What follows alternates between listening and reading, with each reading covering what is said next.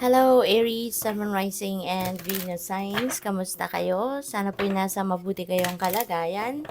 Welcome back po sa Star Tarot. At kung bago kayo rito, welcome din po kayo. Please subscribe, like, share my videos, and leave me a comment kung naka-resonate po kayo. Thank you. Tignan natin ang mga messages ni Aries. We have Speak Your Truth. Ito yung guidance sa inyo ni Archangel Gabriel. And the prayer that you can recite kung gusto po ninyo. Thank you, Gabriel, for helping me to speak with integrity. Okay? Aries, speak your truth. Kung ano yung gusto ninyong sabihin, ano yung nasa isip mo, ano yung nasa puso mo, yan ang sabihin mo. Okay? Huwag kang matakot. Alright? Huwag kang matakot, huwag kang magdalawang isip. Huwag kang mag-isip ng kahit anong negatibo, no, na bagay, or magdalawang isip na magsalita ng katotohanan kasi kung natatakot kayo sa kung kanino man or kung ano man, 'di ba? Kung 'yan ang nasa loob ninyo, 'yan ang nasa puso mo, nasa isip mo, 'yan ang ilabas mo. Okay? So, what else? We have you are protected. Kaya definitely wala kang dapat na ipag-alala, wala kang dapat na ikatakot because Archangel Michael is telling you na protektado ka niya. Okay? Sabi dito, thank you Michael for surrounding me with your protective light. So, napaka-blessed mo, napaka-swerte mo. Maaari din, no, na siguro lagi ka talagang nagdadasal din kay Archangel Michael, no? Si Archangel Michael kasi siya yung, yung Archangel na parang leader siya ng army of archangels, no, or ng mga angels, no. Siya yung pinakamataas ang ranggo kumbaga sa lahat ng angels dito. Kaya siya yung para siya yung yung leader ng lahat, no.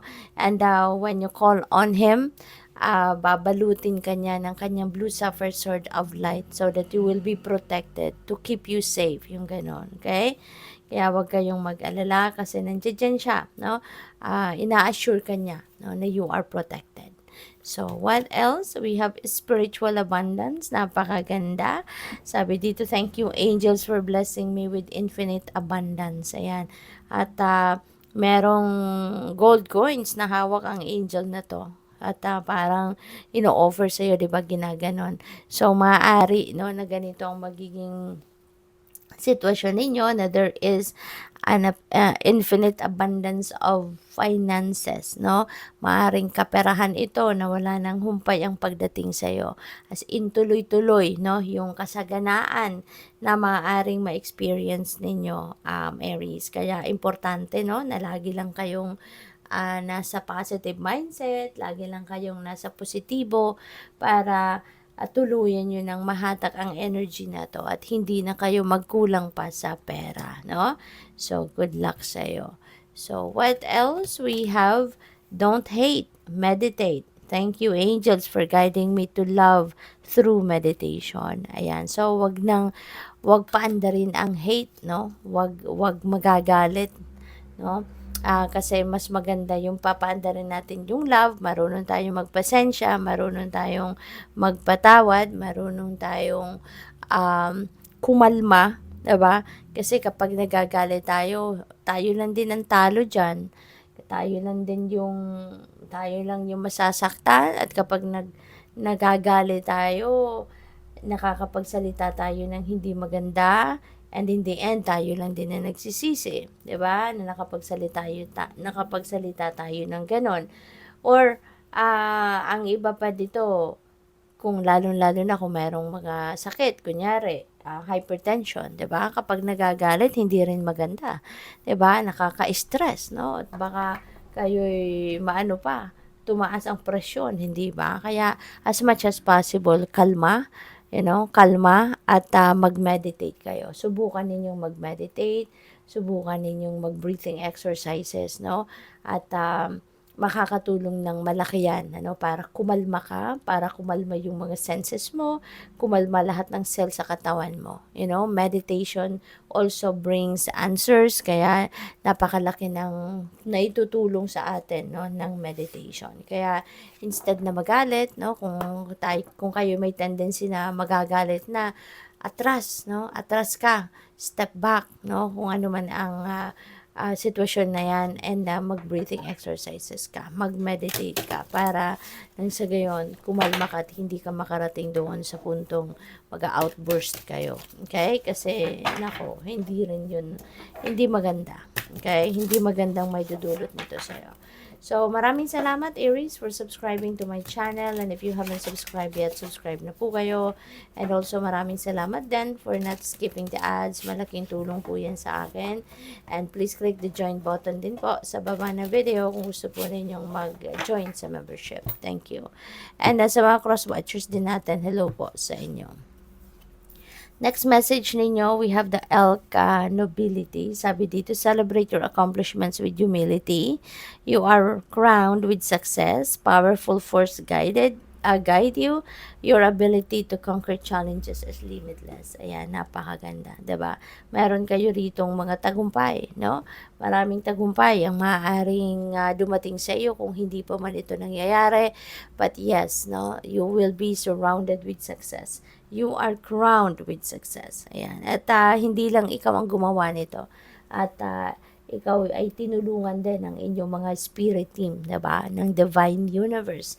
Kaya nagabayan ka kung anong tama, saan ka papunta, anong mga, kung papaano ka nakarating dito sa tagumpay na to. You were divinely guided. So, what else? We have inner knowing. You are a braver traveler. Your soul knows why. The way. Be confident you will achieve your destination. Loyal friends are always with you. Don't worry, you are blessed. Let yourself fly. Ayan, so ang swerte ninyo. 'Di ba? Alam niyo no? Your soul knows what is best for you. Your soul knows kung saan kayo dapat papunta. Kaya kayo napunta sa tagumpay or mapupunta sa pagtatagumpay because maybe you are highly connected with yourself. You're highly connected with your soul, with your higher self, no? Kaya naman, 'di ba, napupunta talaga kayo sa kung saan kayo dapat mapunta. You are tawag dito, nakikinig kayo, no, sa soul ninyo, nakikinig kayo sa inner voice ninyo, kaya naman, 'di ba, you are blessed. So, what else? We have Pathfinder. Ayan, release your past and start a new journey. Ayan, so may new beginning dito, no? At kailangan na itanggalin mo muna kung ano yung mga parte na ng inyong nakaraan. Whatever is in the past should be in the past, para na magkaroon kayo ng para makapagsimula na kayo ng bagong buhay. You are a teacher and help others find their way. There will be challenges, but your soul is strong. Perseverance is your secret power, and you have a love that endures. Napakaganda nito.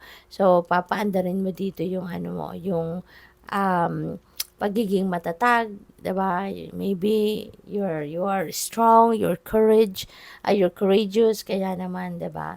Talagang kahit bago para sa iyo, walang problema.